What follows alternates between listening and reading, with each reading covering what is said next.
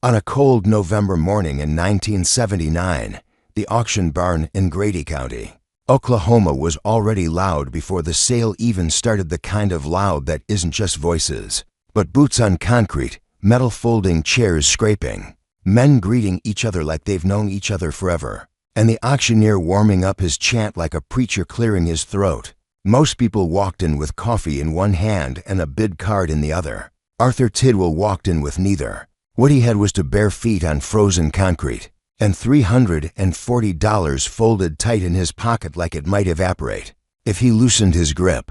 He wasn't trying to make a point. He wasn't trying to be dramatic. He just didn't have shoes. His boots, those same boots he'd worn for 7 years, bought used, patched and repatched until there was more repair than leather, had finally given up. 3 days earlier, the sole had peeled away like a bad promise. He tried wire. He tried glue. He tried cussing at them in his kitchen like that would shame them back into shape. Nothing held. And Arthur had a decision to make that felt stupid and huge at the same time. Spend money on boots, or spend money on the one thing that kept his farm alive. 2 weeks before, his tractor had died for good.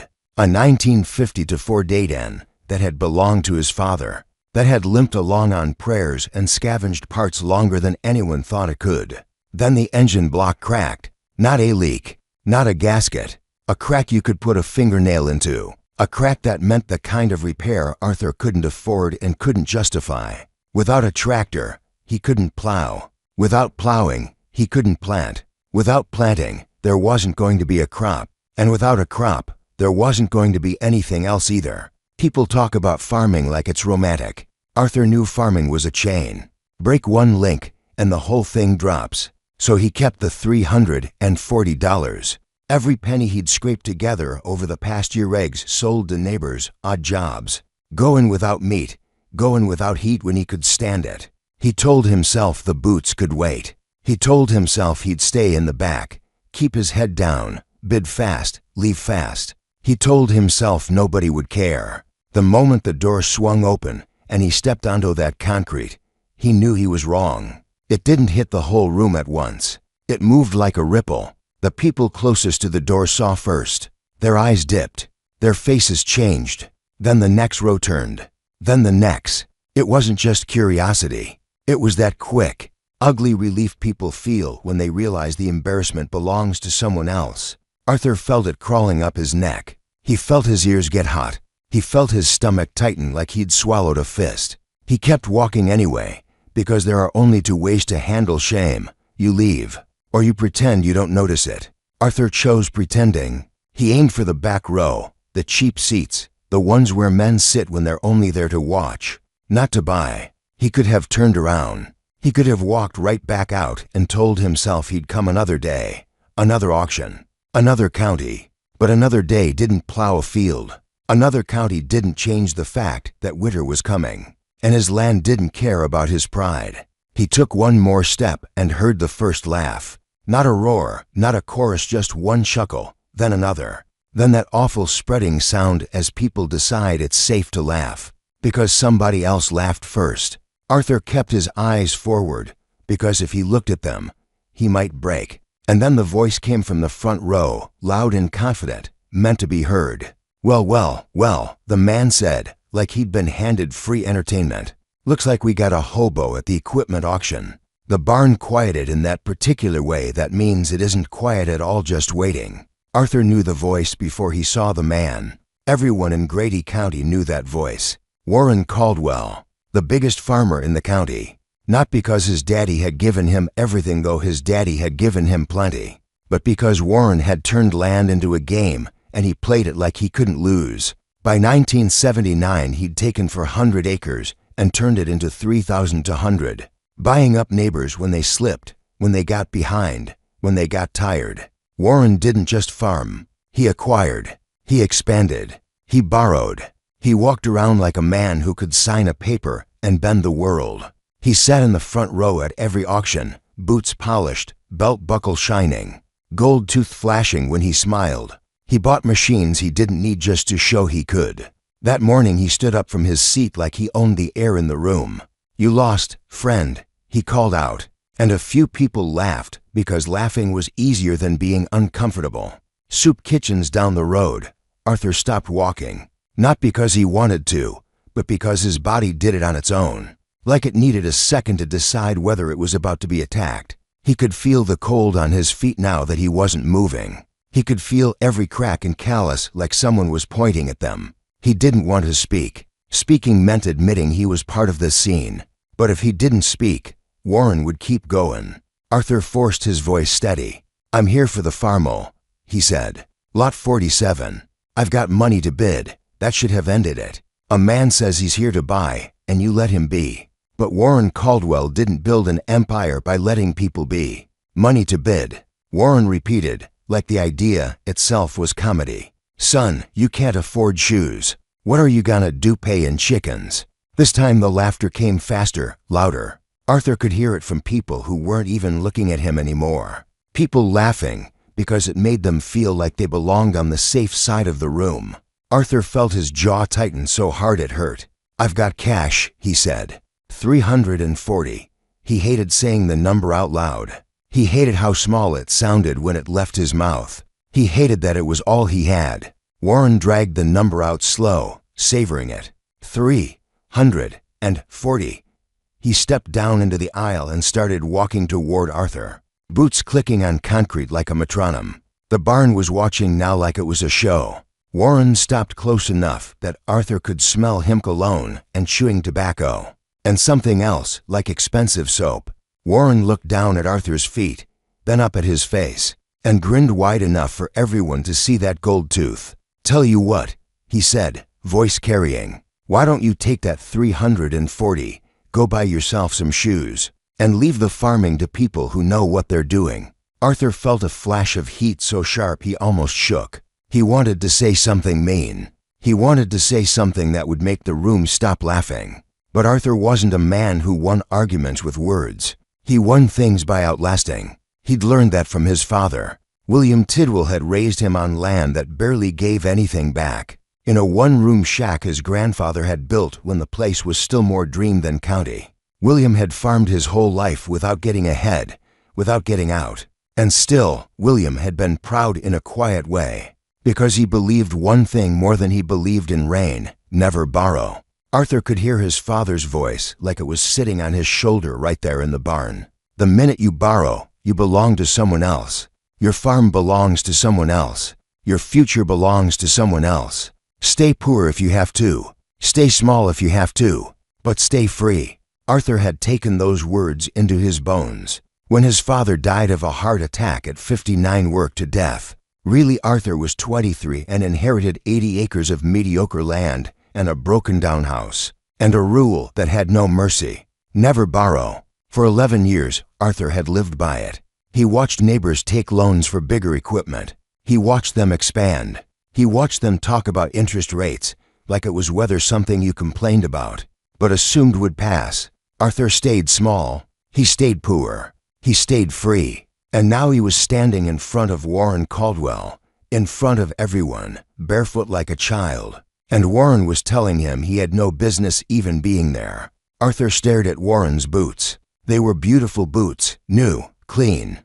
The kind of boots you wear when you don't have to step in mud. Arthur looked at Warren's hands. Soft hands. Arthur looked at his own hands' cracked nails, skin split in the creases from cold and work. He felt something in him go very still. Not broken, not crushed, just quiet.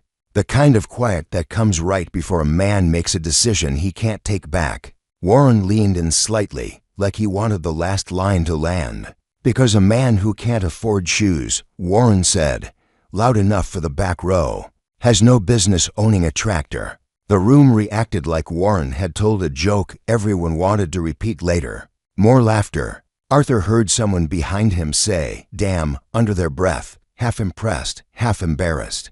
Arthur swallowed. He didn't look at the crowd. He didn't look away either. He looked at Warren Caldwell for a long moment, and then, because the simplest words are sometimes the strongest, Arthur said softly, "You're right." Warren blinked like he hadn't expected that. Arthur nodded once, like he was agreeing with a fact, not surrendering. "I can't afford shoes," Arthur said. Then he turned. He didn't stump.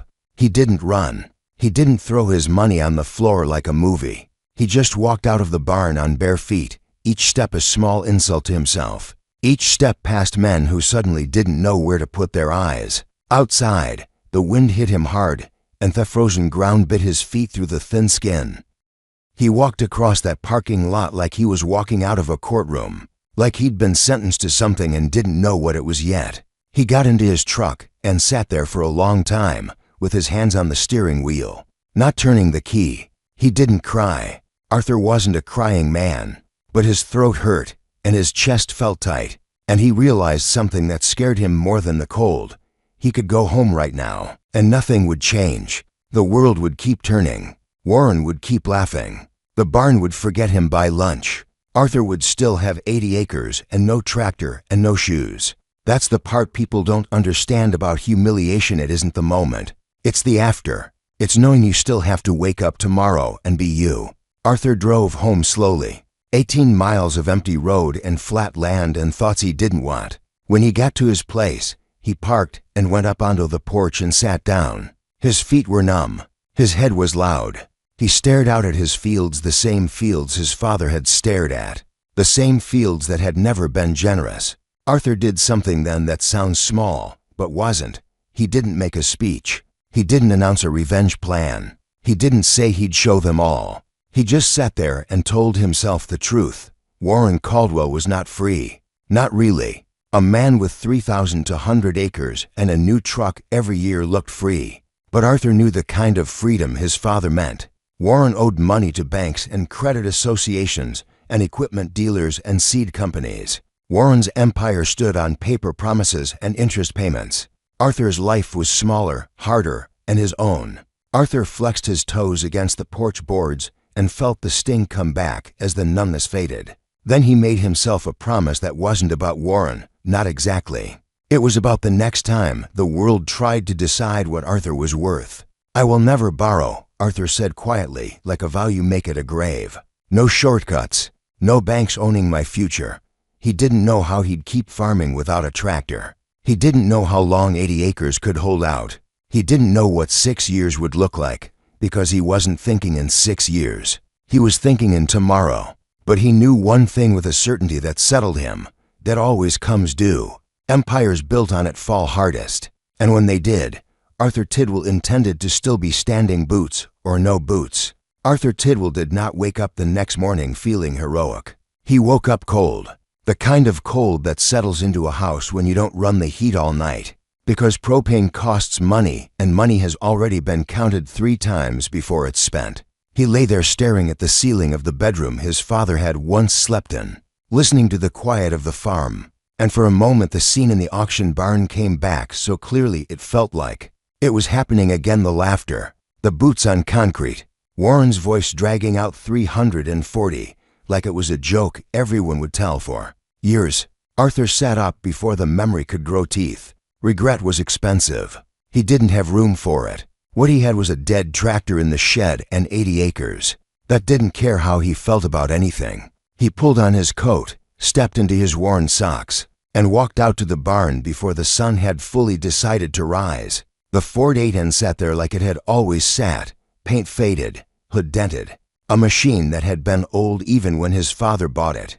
Arthur ran his hand over the metal and felt the crack in the engine block again. It wasn't a maybe. It wasn't a fix with wire problem. It was real. For a long minute he let himself imagine what would happen if he broke his father's rule. Just this once. A small loan. Just enough to buy that farmo. Just enough to get through the season. Plenty of men in the county did it. Plenty of men smarter than him, richer than him, more respected than him. He could almost hear the banker's polite voice, the reassuring tone, the numbers that would make it sound manageable. And then he heard something else, his father's voice, not angry, not dramatic, just steady. "The minute you borrow, you belong to someone else."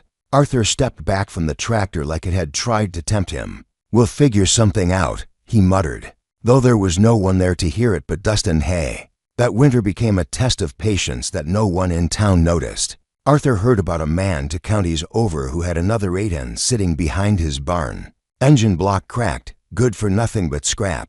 Most people would have walked past it. Arthur drove over in his truck, still without proper boots, wearing old canvas shoes that soaked through when he stepped in mud. The man laughed when Arthur offered $40 for a ruined engine. Not a cruel laugh, just surprised. "What are you gonna do with that?" he asked. Arthur shrugged. "Make it run."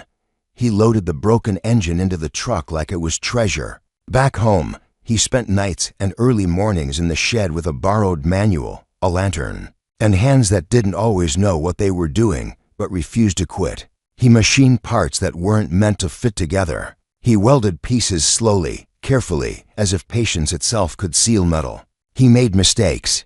He cursed under his breath. Once he threw a wrench hard enough that it dented the wall, and he had to go pick it up, ashamed of losing control in front of a machine. There were moments, alone in that shed, when Warren's voice came back into his head like an echo that wouldn't die. "A man who can't afford shoes has no business owning a tractor." Arthur tightened bolts until his knuckles went white. "We'll see," he said to no one. By April, the Ford sputtered to life. Not smooth, not proud, but alive.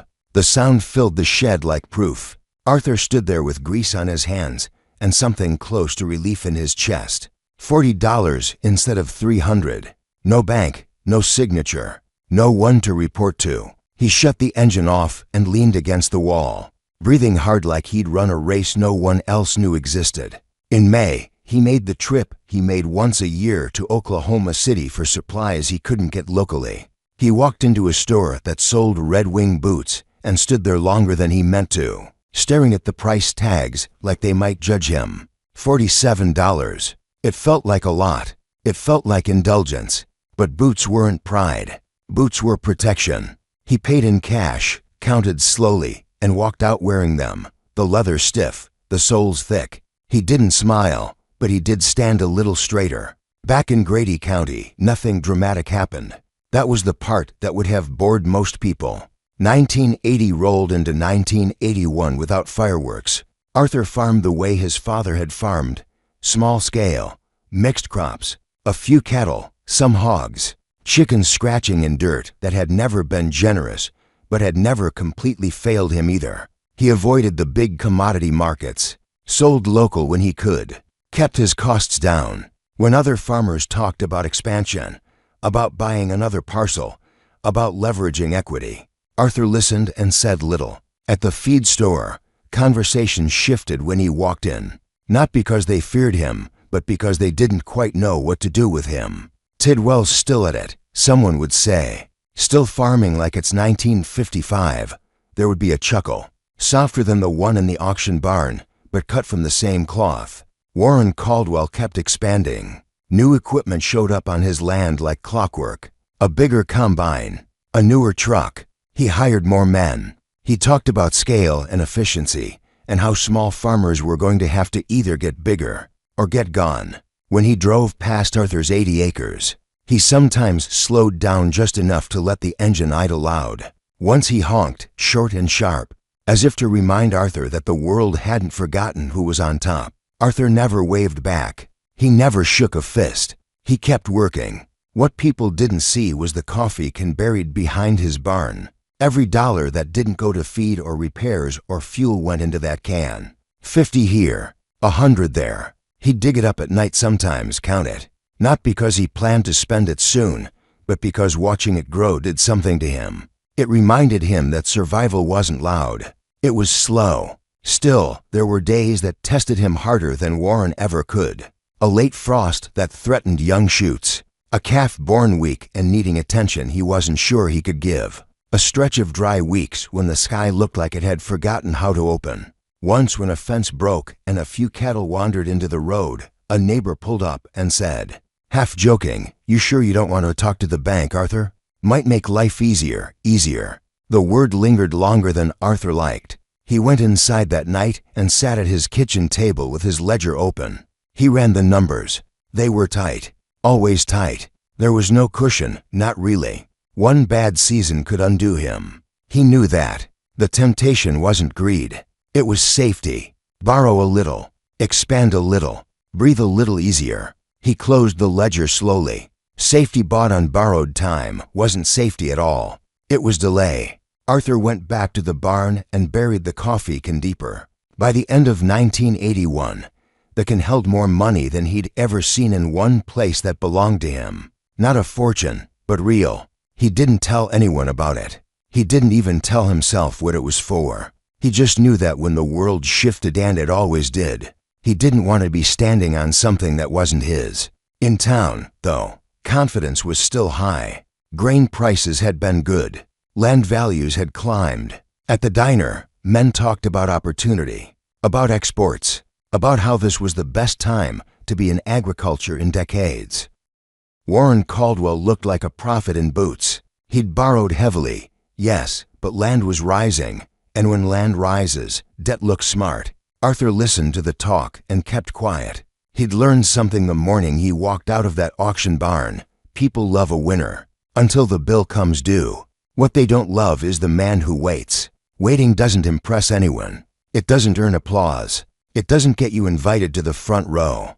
But Arthur wasn't trying to impress anyone anymore. He was trying to outlast, and somewhere in the back of his mind, not loud enough to call revenge, not sharp enough to be hatred, there was a steady awareness that time changes the balance of things. He didn't know how. He didn't know when. He only knew that 6 years felt long in a man's life, but not long in a cycle. He worked. He saved. He said no when yes would have been easier. And while Grady County chased expansion like it was the future itself, Arthur Tidwell tightened bolts, checked fences, counted dollars in a buried coffee can, and waited for something none of them could see coming. By the time 1982 rolled in, most men in Grady County still believed the good years would stretch on forever. That was the dangerous part. Trouble rarely arrives with a siren. It shows up as a small shift, a rumor, a number in a newspaper that doesn't look right. Arthur noticed the numbers first. At the feed store, conversations started including words like embargo and interest rate. Someone mentioned that exports to the Soviet Union had slowed. Another man complained that the bank had adjusted his loan terms. It didn't sound catastrophic, not yet. It sounded technical, temporary. Warren Caldwell laughed it off one morning, leaning back in his chair like the whole thing was an overreaction. Cycles, he said. Markets move. That's business. Men nodded because Warren had been right before. Warren had expanded when others hesitated. Warren had borrowed when others were cautious. And Warren had grown while they stayed small. Success has a way of turning opinions into facts. But Arthur didn't hear reassurance in those conversations. He heard strain. The Federal Reserve pushed interest rates higher. 6% became 12. 12 climbed to 15. Eventually it scraped past 20. Numbers that once looked manageable began to look like weights tied to ankles. For men who had borrowed heavily on variable rates, those numbers weren't theory. They were monthly payments that doubled, then tripled. Arthur felt the shift not in his own ledger. His ledger was still tight but stable, but in the tone of voices around him. The confidence that had filled diners and auction barns started thinning out. A farmer down the road sold to tractors. Said he was streamlining. Another laid off hired help. Said he was cutting excess. Nobody said panic. Nobody said drowning. Pride kept those words locked away. Warren Caldwell didn't look worried at first. He still drove the new truck, still wore polished boots, still spoke like a man who controlled outcomes. But expansion built on borrowed money has one weakness. It depends on everything continuing to go right. And things were no longer going right.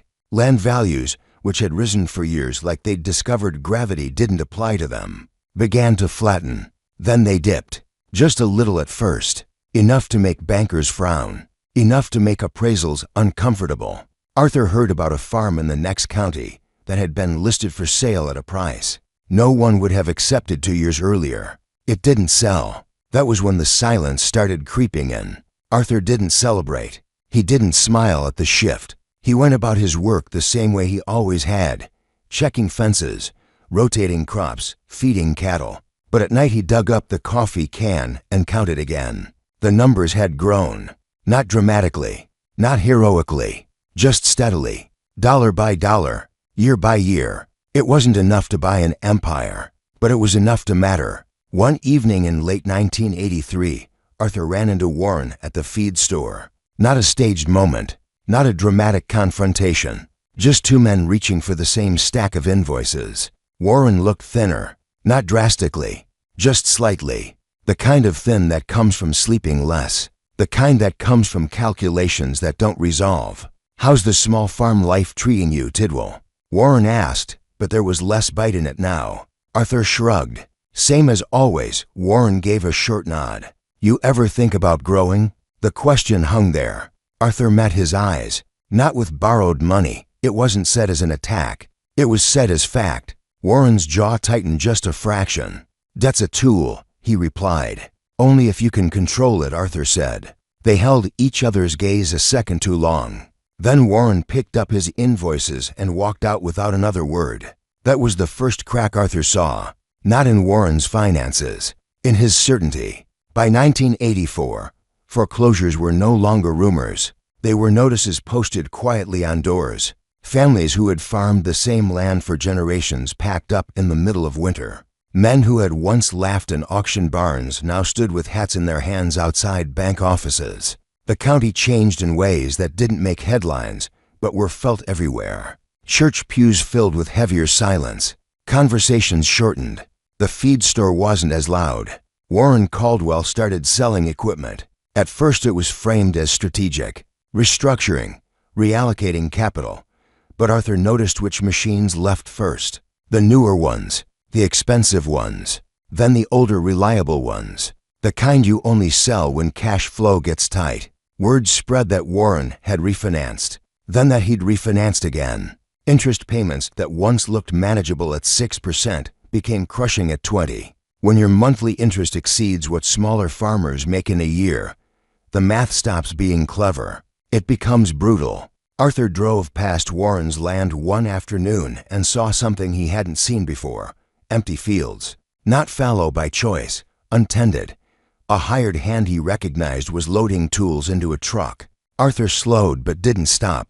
There was no satisfaction in it. Just recognition. This was how it happened. Not with explosions. With erosion. In January of 1985, the official notice came. The Federal Land Bank filed foreclosure proceedings against Warren Caldwell. 3,200 acres. The empire built piece by piece from neighbors who had stumbled. It would all be sold at auction. Arthur heard it at the feed store like everyone else. No one laughed this time. There was a strange, uneasy quiet to the news. Watching a powerful man fall unsettles people. It forces them to reconsider their own footing. Arthur bought his chicken feed and left without commenting.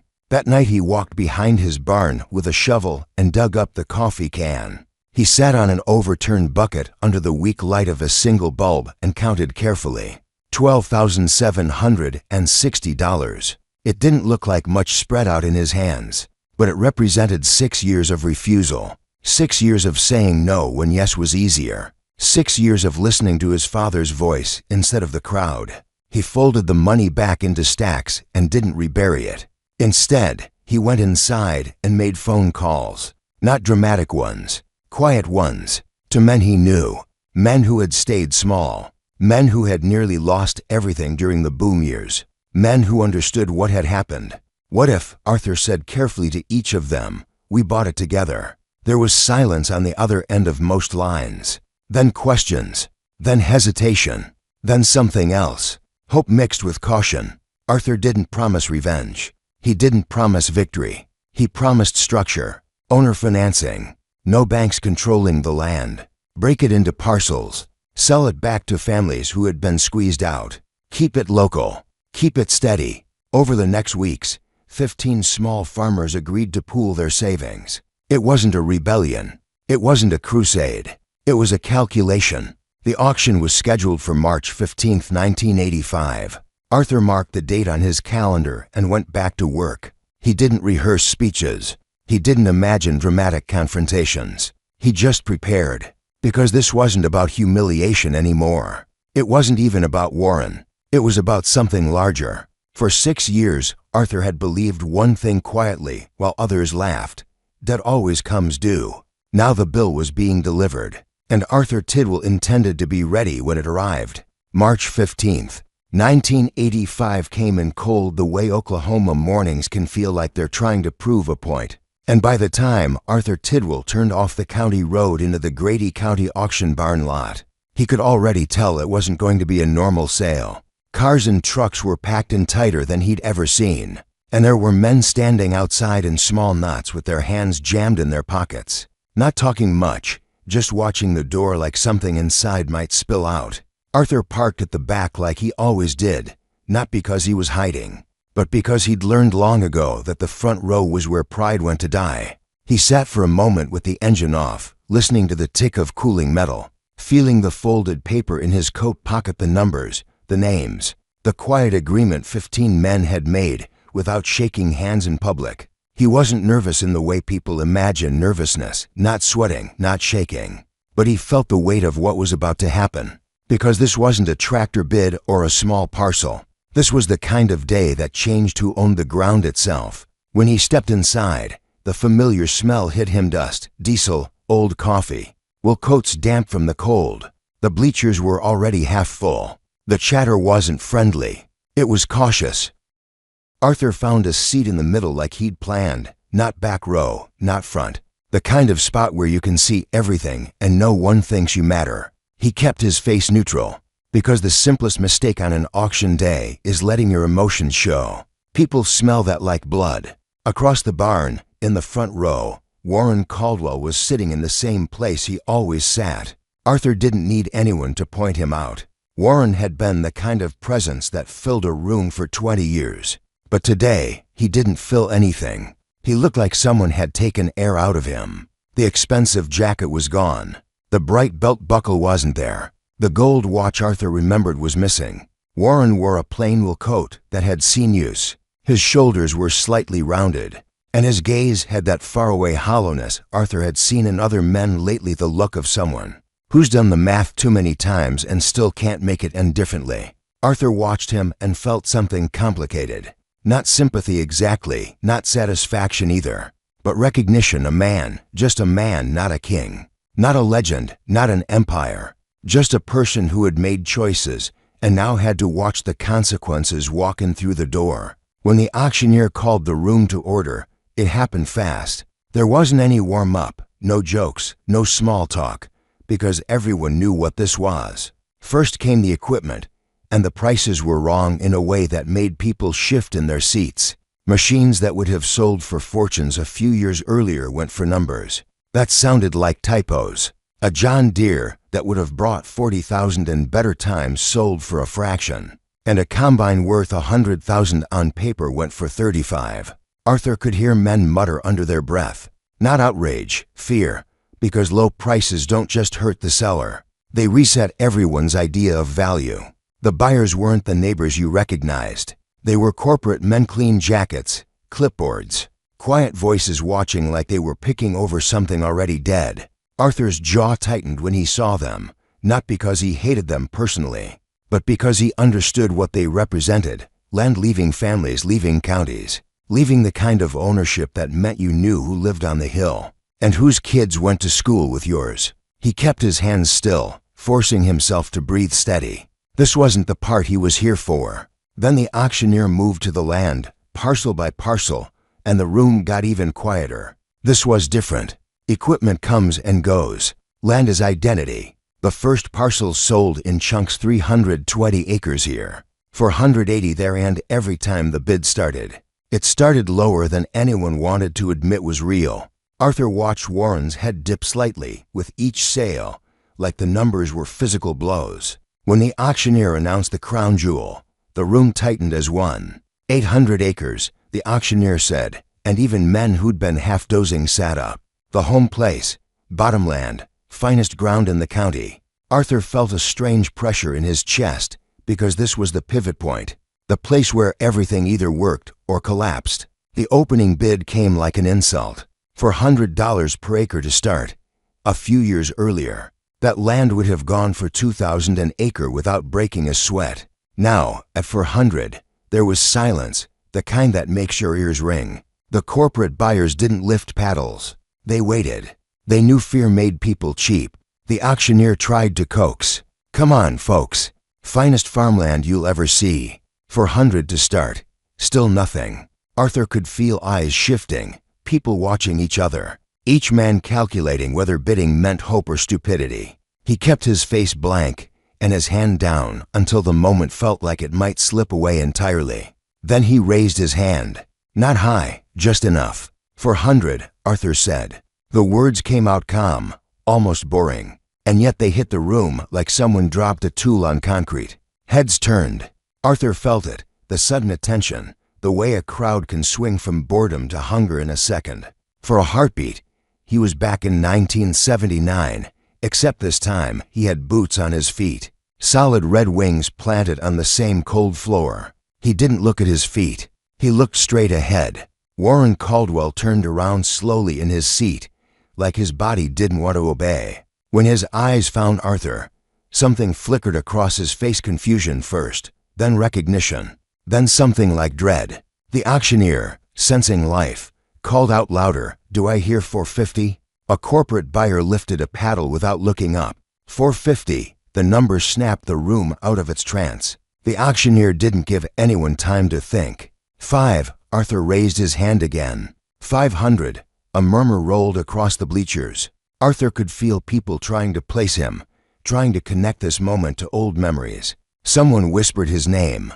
Someone else said, "That's Tidwell." The corporate buyer didn't hesitate. 550, Arthur, without rush. 6, the auctioneer's chant tightened. 600, do I hear 650? The corporate buyer's partner leaned in, murmured something, then the paddle rose. 650, Arthur's heart beat harder now, but his face stayed still. 7, the word landed heavy. 700 an acre meant $560,000 total. And Arthur knew that everyone in the room was doing that multiplication at the same time. He heard an audible inhale somewhere behind him. The corporate buyer paused, finally, the first real hesitation. And that hesitation was the crack Arthur had been waiting for. These men weren't here for pride. They were here for margin. They had other auctions, other counties, other carcasses to pick. 700 wasn't a bargain anymore. It was a decision. The corporate buyer leaned into his partner again,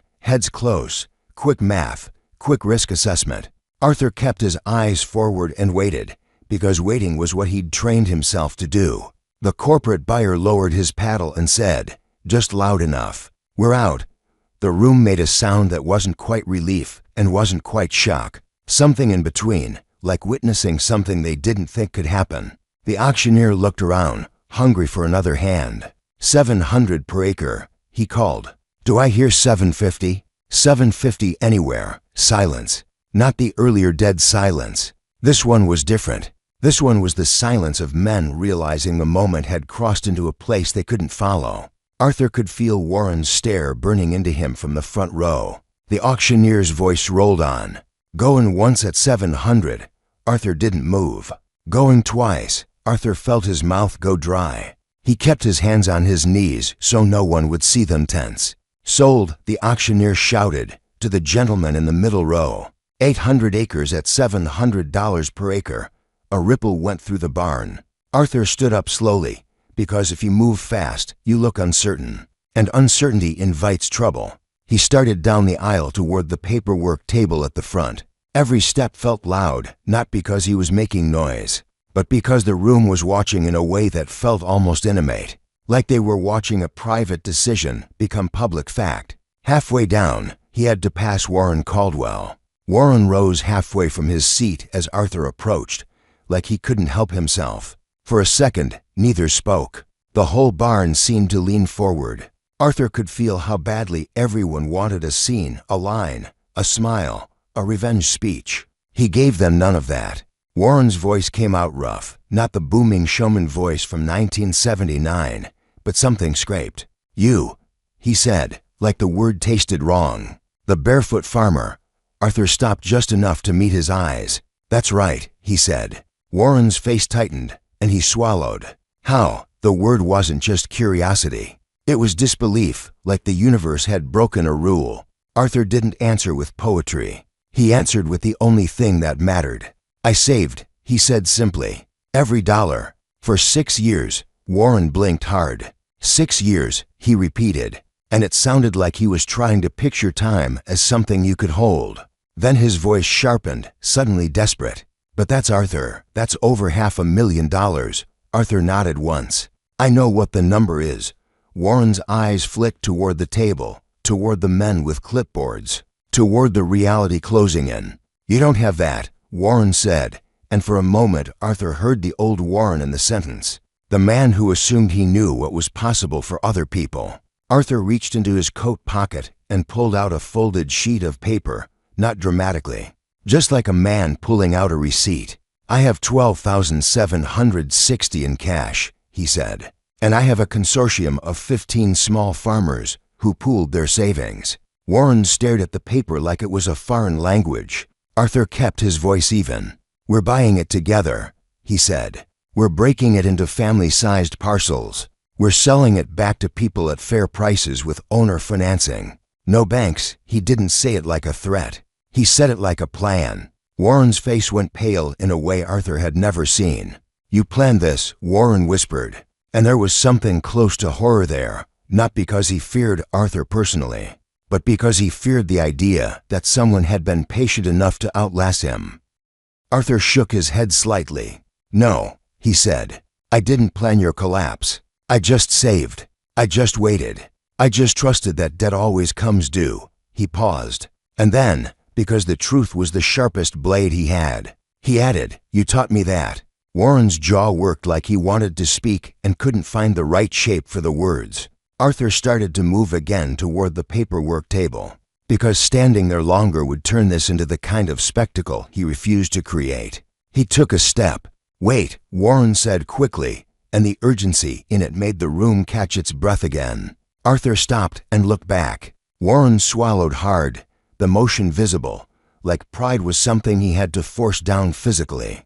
My house, Warren said, voice low now, not for the crowd, for Arthur. The home place. My family has lived there for 3 generations. Arthur didn't answer right away. He watched Warren's eyes, and in them he saw something he hadn't expected to see 6 years earlier when he'd walked out. Barefoot, fear that wasn't theatrical, fear that was ordinary and raw. Warren's mouth opened, closed, then opened again, and the words came out like they cost him. Are you asking me to leave it all? Arthur's expression stayed neutral, but inside he felt the shift of the true climax sliding into place. Because bidding wars are exciting. But this was the moment that decided what kind of man Arthur Tidwell was going to be. When the power finally landed in his hands, Warren took a breath that trembled slightly. If I could buy back just the house, he said, and a few acres round it, enough to live on. He hesitated, then added, quieter, I've got some money saved. Not much. Arthur kept his gaze steady. How much? He asked.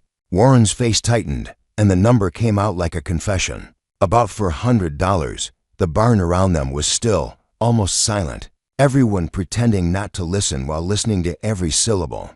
Because they could feel it too.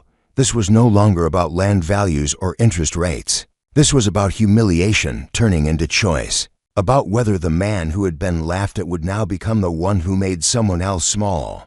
And as Arthur stood there in his Red Wing boots, looking at Warren Caldwell waiting for an answer, the air in the auction barn felt heavier than any bid number the auctioneer had called all morning.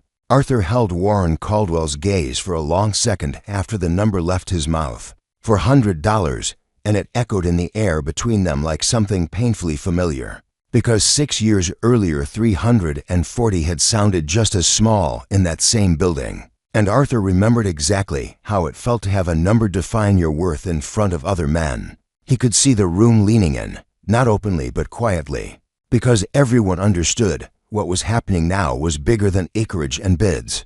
This was the moment where power changed hands and decided what it would become. And Arthur felt the old heat of humiliation flicker somewhere deep inside him.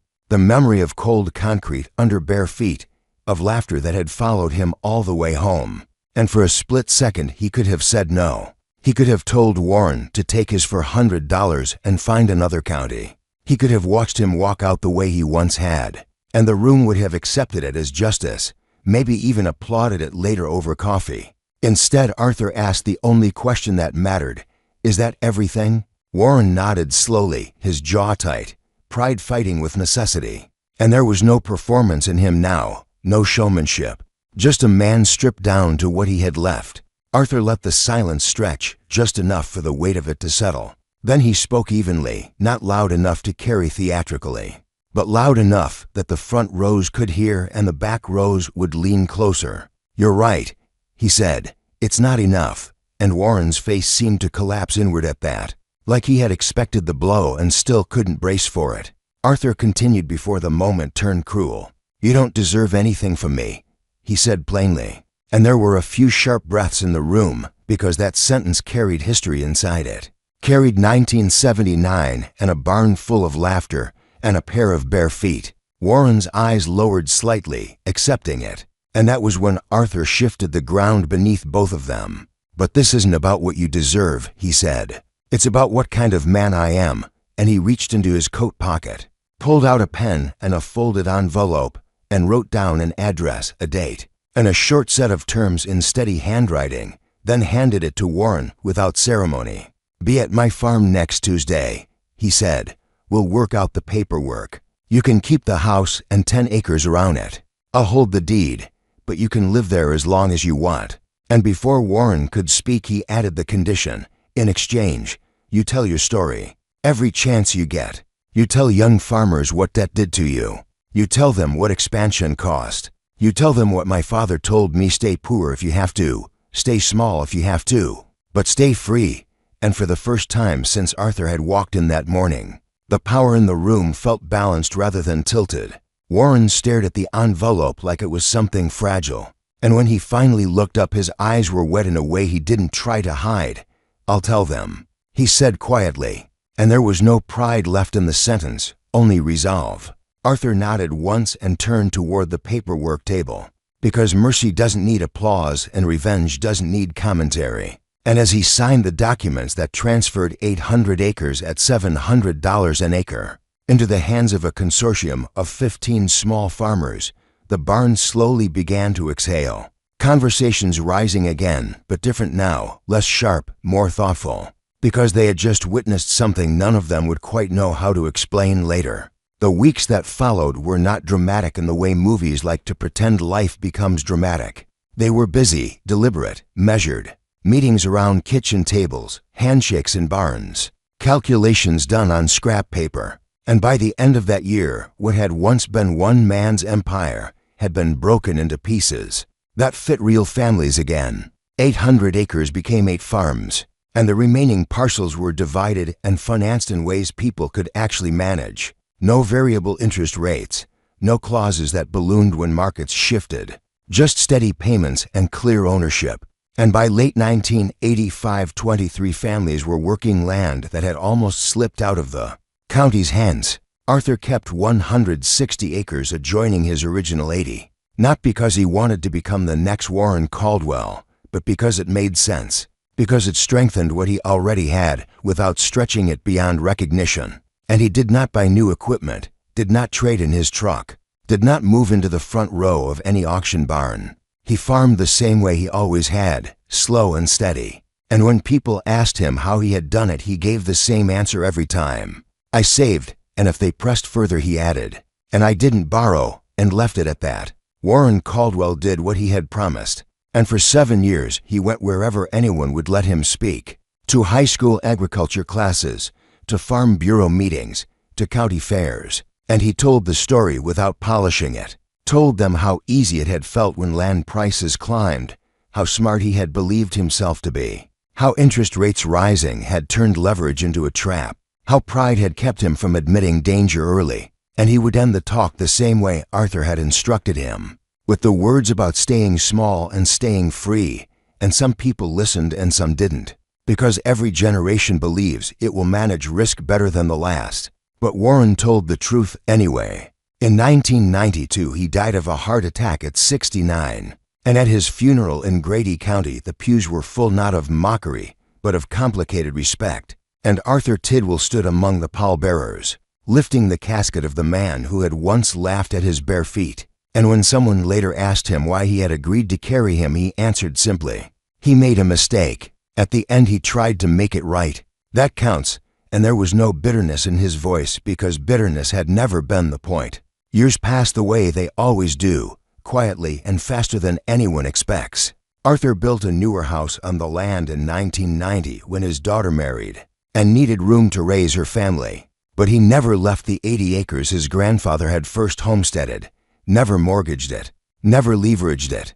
And every third Saturday in November he drove to the Grady County auction barn not to bid, and not to sell, but to sit in the middle rows and watch. And sometimes a younger man would recognize him and ask if it was true, if he was the one who had bought Caldwell's land, and Arthur would shrug and say, "We bought it because it had never been about one man or still wore Red Wing boots, replacing them every 7 or 8 years when they could no longer be repaired." And on those November mornings, he would sit quietly until the chatter rose, and the auctioneer began his chant. And then, just once each year, he would bend down and loosen the laces slip off the boots, and place his bare feet against the cold concrete floor for a moment, feeling the bite of it, remembering the laughter, remembering the drive home, and the promise made on a porch to no one but himself.